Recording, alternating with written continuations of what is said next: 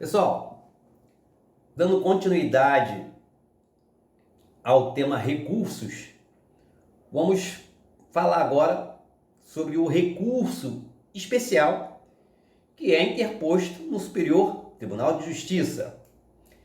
E para falar do recurso especial, que comumente nós chamamos de RESP, nossa temática vai abordar a fundamentação, a competência para admissão do RESP, recurso especial. Vamos falar do juízo de admissibilidade, dos requisitos extrínsecos, da tempestividade, do preparo, da regularidade formal, que está dentro dos recursos extrínsecos. Lembrando que os requisitos intrínsecos têm a ver com cabimento, se cabe ou não o RESP, qual a situação, da legitimidade das partes, o interesse das partes e inexistência de fato impeditivo que impeça a interposição do RESP ou extintivo do direito de recorrer, decadência, prescrição, por exemplo. Vamos falar também dos requisitos especiais de admissibilidade, falando sobre o acordo de tribunal, falando do acórdão de tribunal, que é uma exigência do RESP, né? A decisão prolatada tem que ser de tribunal, TRF, ou TJ, Tribunal de Justiça, Tribunal Estadual, mesma coisa, TJ e Tribunal Estadual.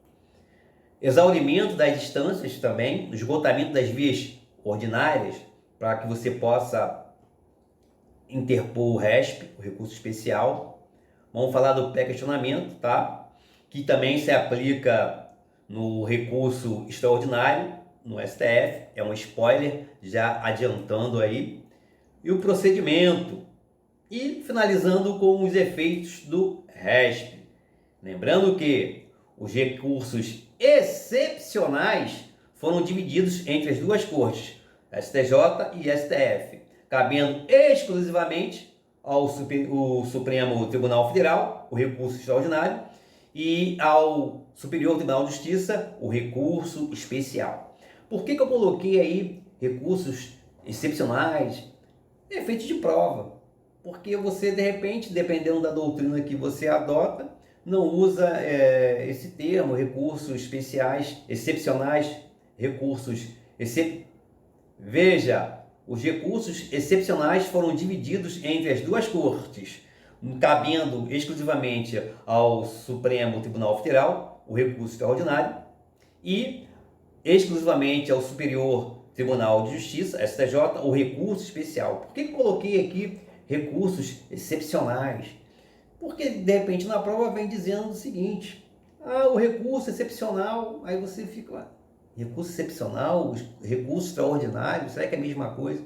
Por quê? Quando você lê apenas uma doutrina, acontece isso, de repente, esse autor não aborda que o RESP e o recurso extraordinário fazem parte, né, são espécies do gênero recursos excepcionais. Então você pode, de repente, se assustar quando se deparar com recursos excepcionais. Pô, já tem um recurso especial, já tem um recurso extraordinário, será que não é? Pô, na prova, dúvida não cabe, tu tem que ter, ir para a prova preparado. Então, eu sempre falo e bato na tecla que a estudante de direito tem que estudar no mínimo aí 3 autores, doutrinas diferentes, para que ele possa perceber a variação das palavras, né?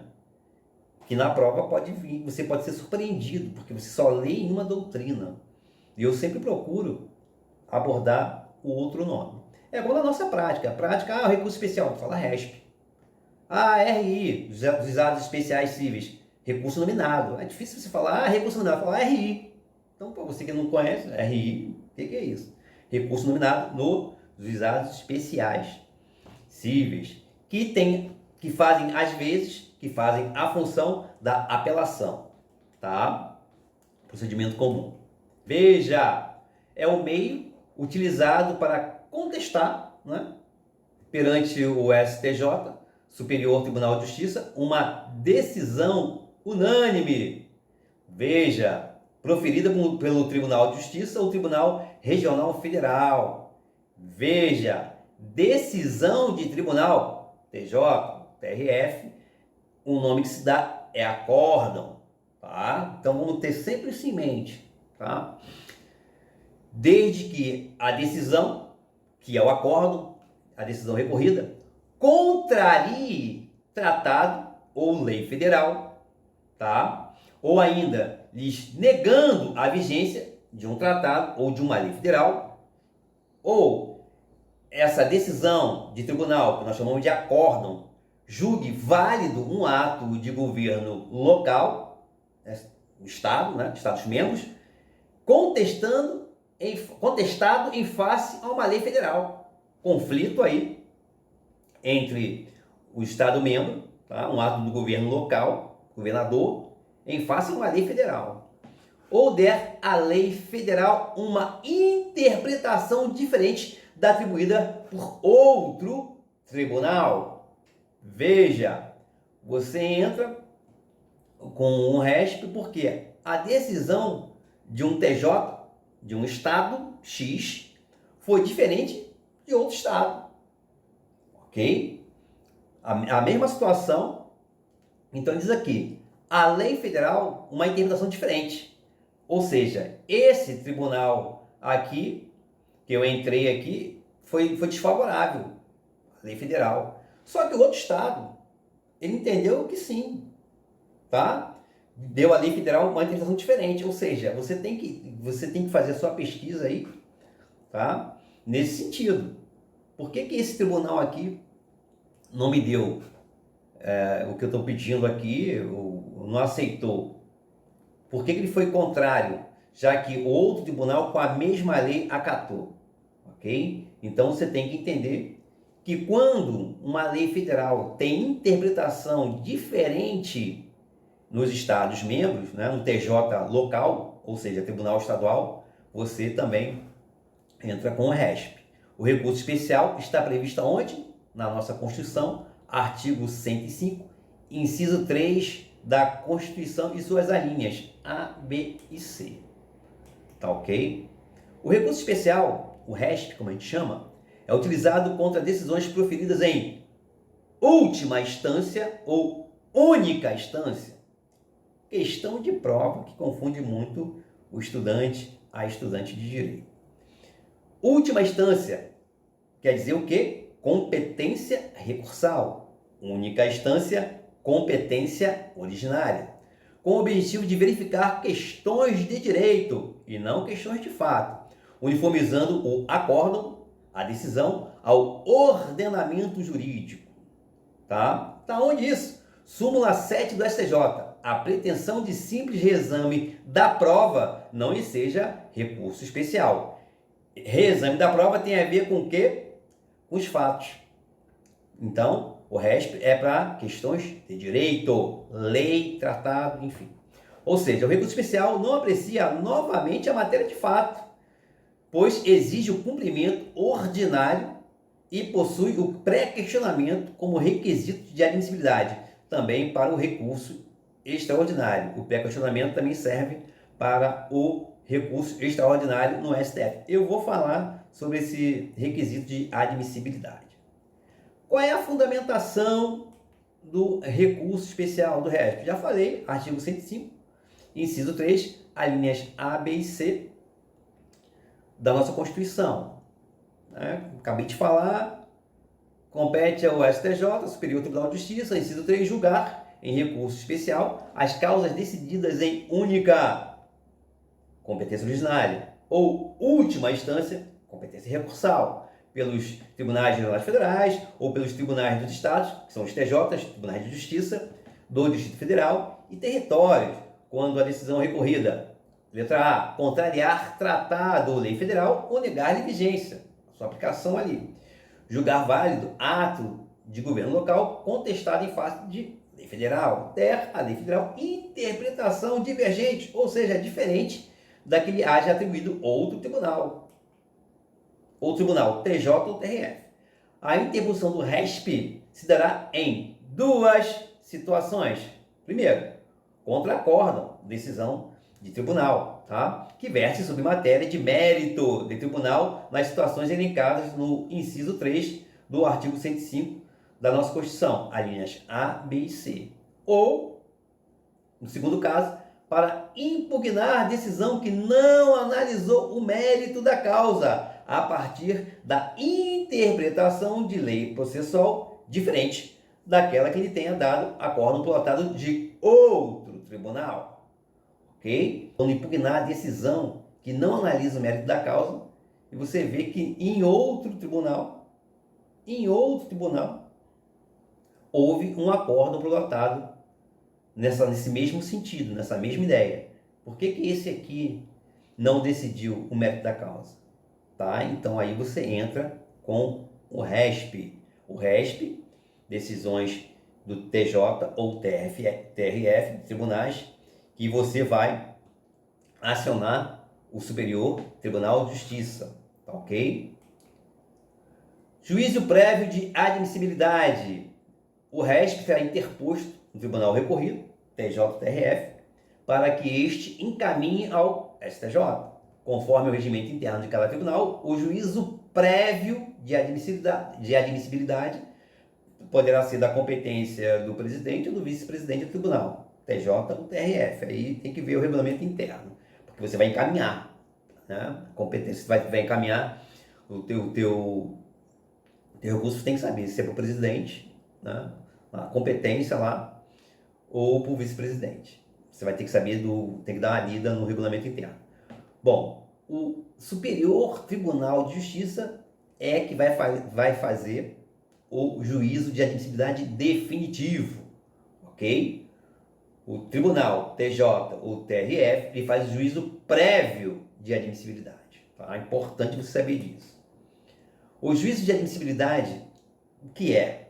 É a análise da existência dos pressupostos intrínsecos e extrínsecos, concomitantemente, para que possa fazer o devido exame de mérito do RESP.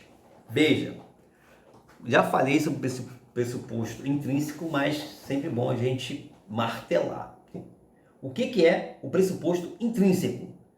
É a existência do direito de recorrer.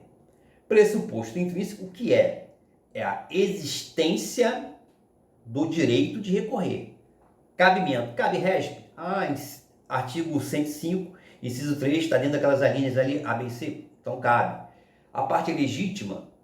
Há interesse? Tem algum fato impeditivo? Não tem. Ou extintivo, como decadência, prescrição, enfim. Então os pressupostos intrínsecos concomitantemente com os pressupostos extrínsecos. O que é o pressuposto extrínseco? Exercício do direito, exercer esse direito. Já passei pelo intrínseco, agora, concomitantemente, vou ver agora o extrínseco. Tempestividade, preparo, regularidade formal. Veja, nessa nossa tratativa aqui, eu vou falar apenas do pressuposto extrínseco, ok? Que é a tempestividade, o preparo e a regularidade formal. Tempestividade. O que é tempestividade? Prazo para interposição do recurso, tá? No caso do RESP, ele é igual a todos os recursos, 15 dias úteis, com exceção do embargo de declaração, que são 5 dias úteis, tá? Veja, o prazo para interposição do RESP, que é de 15 dias, é a partir de quando? Da sentença, né? Da decisão do tribunal, que nós chamamos de acórdão. Publicou o acórdão, você conta 15 dias. Publicou hoje, você tem 15 dias para entrar com o RESP, tá? Cuja pretensão é a sua impugnação. Você vai entrar com o RESP para impugnar o acórdão, a decisão do tribunal, ok? Agora veja, poderá haver a interrupção do prazo para a interposição do RESP com a interposição de desembargos declaratórios ou desembargos de declaração, que são no prazo de 5 dias úteis. Quem assistiu aí a apelação, o vídeo da apelação, sabe que é a mesma coisa. Você entrou com o RESP, saiu aqui, publicou aqui o acórdão, tá? A decisão do TJ ou do TRF. Saiu hoje, amanhã começa a contar 15 dias. Primeiro dia você entra com o RESP. Só que a outra parte entra com embargos de declaração ou embargos declaratórios, que é a mesma coisa. Interrompe o prazo. Primeiro vai decidir os embargos declaratórios ou embargo de declaração, tá? Para depois zero o prazo do RESP. Depois da decisão dos embargos declaratórios, depois da decisão favorável ou não, aí começa a contar o prazo, tá, de 15 dias. Quem assistiu o vídeo de apelação já viu que o esquema é o mesmo. Atenção! A interposição do RESP antes da oposição dos embargos declaratórios faz com que o recorrente do RESP atualize o quê? As razões recursais logo após o resultado do recurso dos embargos, óbvio.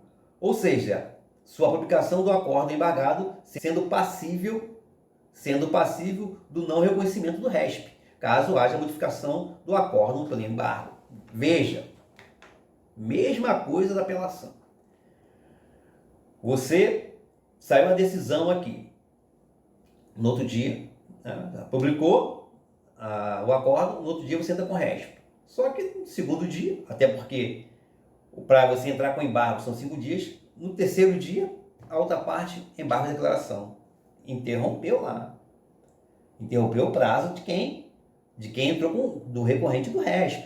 Tranquilo. Só que é o seguinte, se esse embargo de declaração mudar o acordo, tá? A função não é essa, clarear, obscuridade, enfim, aquilo tudo nós já vimos ali nos embargos de declaração ou nos embargos declaratórios. Já vimos isso, não vou repetir. Só que pode acontecer o caso dos embargos mudar o acordo ou a sentença do juiz de primeiro grau. Estamos falando aqui de acordo, por causa do RESP. Então pode acontecer de mudar. Se mudar, quem entrou com o RESP vai ter que mudar as razões. Tá? Não vai ter jeito. Vai ter que mudar as razões recursais devido ao resultado dos embargos. Claro, se o embargo não mudou nada, não alterou, não foi reconhecido, esse embargo aí é protelatório, isso aí é mero inconformismo, ou esse embargo aí não cabe. Aí beleza, quem entrou com o RESP está tranquilo, ok? Então, para evitar surpresas, veja, certo? Técnica advocatícia. Para evitar surpresas, e serve para todos os recursos, para evitar surpresas, o patrono da causa, né, o advogado, deve esperar o quê? O 6º dia. Por quê? Porque de toda decisão, até mesmo decisão interlocutória, você tem 5 dias para entrar com embargo de declaração ou embargo declaratório. Você tem 5 dias. Bom, no 6º dia, o que acontece? Não cabe mais embargo de declaração. Os recursos não têm 15 dias? Então, eu não preciso ter essa pressa toda para no primeiro dia, no segundo dia, terceiro dia, eu entrar no caso da apelação. Não, vou esperar. Vou preparar a minuta da minha apelação, vou preparar a minuta do meu RESP, que é o nosso assunto. No 6º dia eu entro. Por quê? Porque eu tenho 5 dias que a outra parte pode entrar com um embargo de declaração e eu tenho que esperar o resultado desse embargo. Primeiro vai jogar o embargo, porque ele interrompe qualquer prazo, como eu falei na apelação. Tá? Então logicamente, você vai fazer a minuta ali e tal, vai deixar prontinho. No 6º dia, vai lá a movimentação. A outra parte não entrou com embargo de declaração. Agora sim. Aí eu vou entrar com minha peça de apelação. Aí eu vou entrar com a minha peça, no caso do RESP. Se for uma decisão interlocutória, eu vou, depois do 6º dia, eu vou entrar com o meu agravo de instrumento. Isso é uma técnica. Tá? Você vai, às vezes, você com medo de perder o prazo, tem 15 dias úteis. Tá com medo, ansiedade. Não, faz a sua minuta. Gosta de ser precavido, faz a sua minuta. No 6º dia, você vai lá, movimentação. Ninguém embargou. Então não tem aí, tranquilos o restante dos dias, tá? Para que eu possa impetrar aí, tranquilo, porque não teve embargo, eu não vou ter que mudar nada. Ok?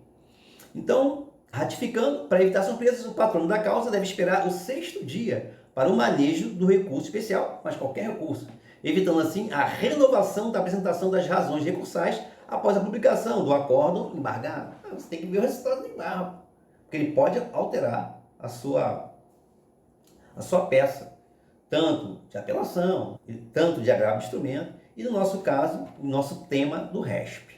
Espero vocês tenham entendido. Qualquer dúvida, só procurar meu e-mail aí. Preparo. O que é o preparo? Preparo comum a todos os recursos, ok? Exceto embargo de declaração. É o pagamento antecipado das despesas processuais do recurso, que deve ser comprovado no momento da interposição do recurso, no caso do RESP. Tá? Nós estamos falando do RESP.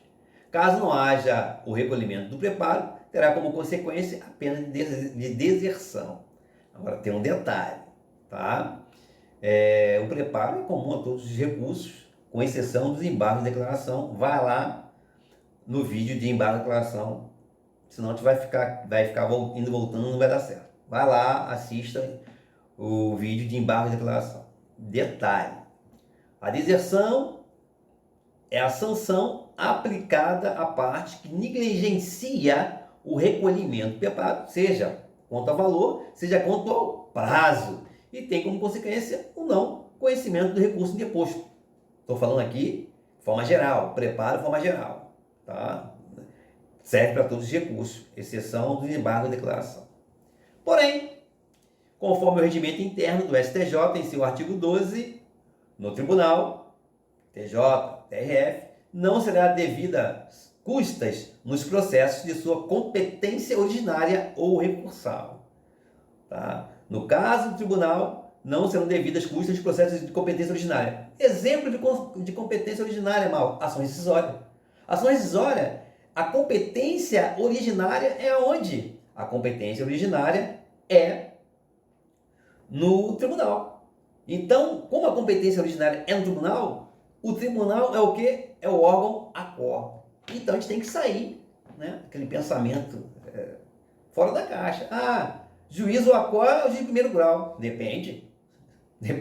Se a matéria for originária de tribunal, como o caso da ação rescisória, né? Começa no tribunal. Então, aí o juízo ACOR é o tribunal. Tá? TRF, o TJ.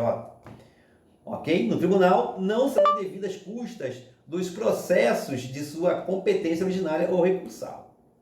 Bom, com essa hermenêutica... Sinto muito, não entendi. Com essa hermenêutica, com essa interpretação, podemos inferir que não será exigido o quê? O pagamento do preparo no caso do RESP.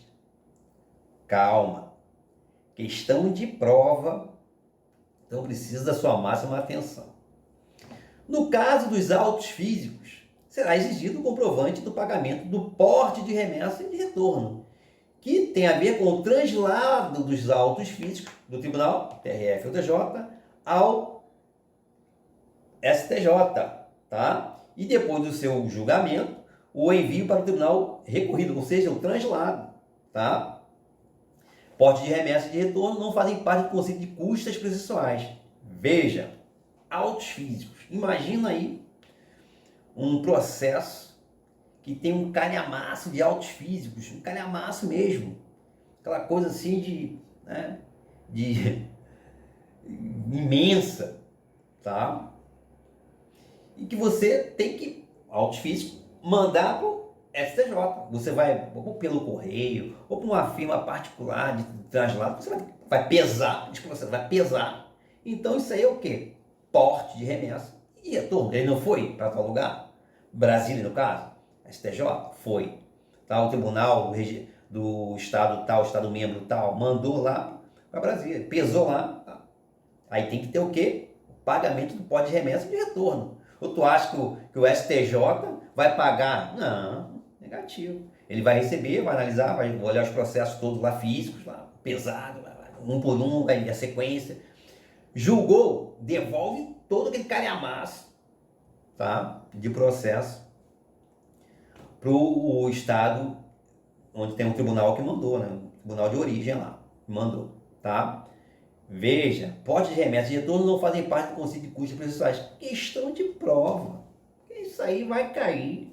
Então você pare, dê um print, leia, releia, porque você pode, na hora da prova, fazer a confusão. Custas processuais com reporte de remessa e retorno. Lógico que os autos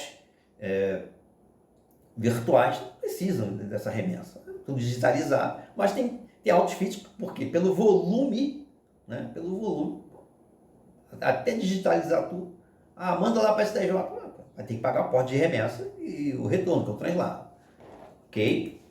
Regularidade formal. Veja, o que consiste a regularidade formal? Consiste na necessidade de o recorrente atender a todos os requisitos especificados na lei. Formalidade, né? Literalmente. Está especificado na lei para aquele determinado tipo de recurso. Tá? Cada recurso tem seus requisitos legais, processuais. Preenchidos os pressupostos recursais, intrínsecos e extrínsecos, o recurso será conhecido, juízo de admissibilidade.